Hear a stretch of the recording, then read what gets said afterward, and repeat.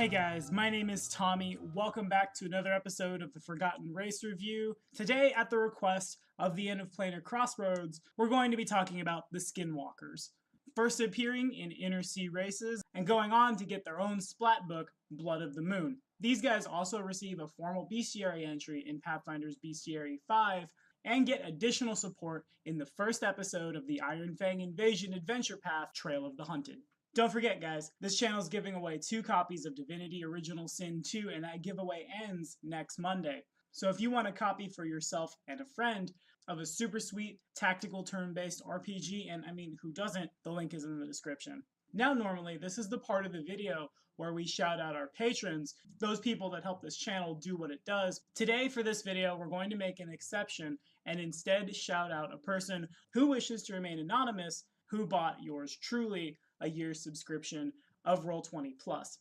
So thank you, kind Roll20 Fairy, for making sure that all of my players can't see all of my bad guys all across the dungeons. Now let's dive in. In Navajo culture, a Skinwalker is a type of witch with the ability to turn into or possess some sort of animal, usually for less than good purposes. In addition to being able to assume the form of animals, usually things like owls, ravens, coyotes, something not unlike Wild Shape in Pathfinder, these guys are also able to possess living animals up to and including humans by locking eyes with them. A Skinwalker in Pathfinder is a humanoid with a trace of lycanthropic ancestry in their bloodline. Celestial is to Aasimar as Infernal is to Tiefling as Lycanthrope is to Skinwalker. A Skinwalker resembles the humanoid from which it sprang most of the time, but they possess the ability to transform, growing bestial features in the process. It's believed that the Skinwalkers originated far from the Inner Sea region on the distant continent of Arcadia to the west, but one can find a Skinwalker of the many various lycanthropic heritages all across Golarion. In their humanoid form, Skinwalkers are virtually indistinguishable from the race from which they came. Their features vary greatly when they shape change. In some cases, the Skinwalker's snout will elongate, teeth will become more prominent, claws will emerge, their skin will toughen into hide. Not all Skinwalkers are created equal. Despite this shape-changing ability, however, they are not immune to infection from full lycanthropes. Skinwalkers are received differently all across the Inner Sea region. In places like Ustalav, where lycanthropes are seen as commoners masquerading by day, waiting for nightfall to tear a swath of blood through the common peasants, Skinwalkers are often lumped in with their lycanthropic forebears and treated in just the same way. In places like the lands of the Lenorm kings, the Ulfin will speak of powerful rangers and nature wardens whose ability to summon the strength and fury of the bear is more than just a metaphor. Skinwalkers come in all shapes and sizes, and as of Blood of the Moon and Trail of the Hunted, much like Aasimars and Tieflings have received variant heritages, so too have the Skinwalkers. Every single solitary lycanthrope that has been printed in Paizo content possesses a Skinwalker variant. We've got the Bloodmarked, Wereback kin in Ustalav and the Mwangi Expanse, the Coldborn, Werebear kin in the cold forests of the world, the Ragebred, Wereboar kin living in Galt, Taldor, and the River Kingdoms, the Scaleheart, Werecrocodile kin living in the deserts of northern Garund, the Nightskulk or Wererat kin living in the dark sewers and undercities of Golarion's metropolises, the Seascarred or Wereshark kin living along Golarion's coast, the Fanglords, or Weretiger kin, living in places like the Mwangi Expanse, Jalmaray, and the distant continent of Vudra, the Witchwolf, or Werewolf kin, which are the most prominent Skinwalker bloodline, which can live anywhere from misty moors to the dark alleys of bustling cities. The first episode of the Iron Fang Invasion, Trail of the Hunted, also brought us the Were-Raptor and with it the Eerieborn, which live in the temperate forests and mountains of Golarion.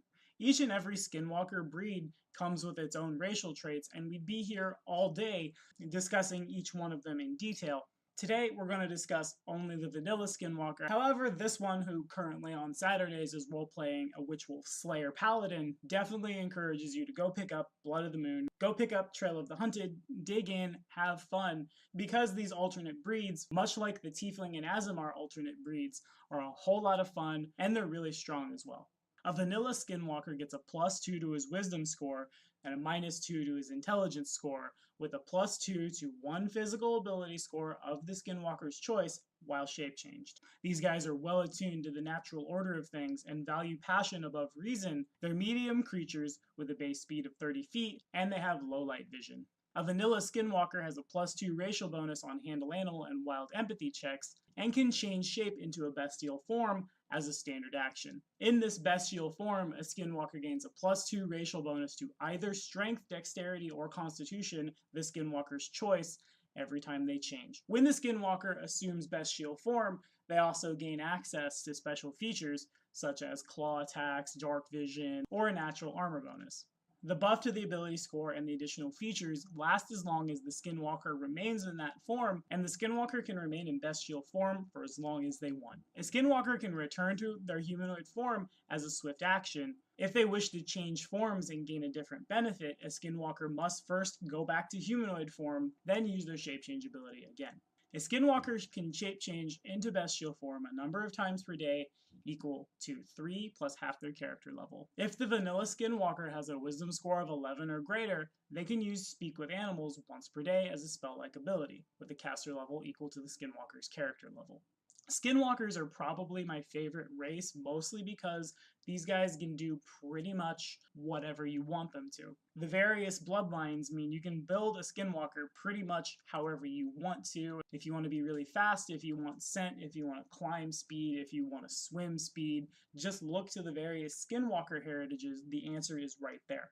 Another thing I should note about these guys is their Bestiary 5 entry did errata change shape. In Blood of the Moon, while in bestial form, a Skinwalker took a -4 penalty on charisma and charisma-based checks while interacting with humanoids that lacked the shape changer subtype. From Bestiary 5 forward, this has been cut out, and this is probably the first time in my career that I've seen an errata Paizo has done that I have approved of, because that neg is rough. So kudos to you, Paizo. Thanks for making one of my favorite races a little more playable. So what do you guys think about the Skinwalkers? Is there a particular Skinwalker heritage that you like to play? Have you ever GM'd for a Skinwalker, used one as an NPC? If so, tell me all about it in the comments below and we'll keep the conversation going. Don't forget to like and subscribe for more videos. The next episode of the Forgotten Race Review drops next Monday.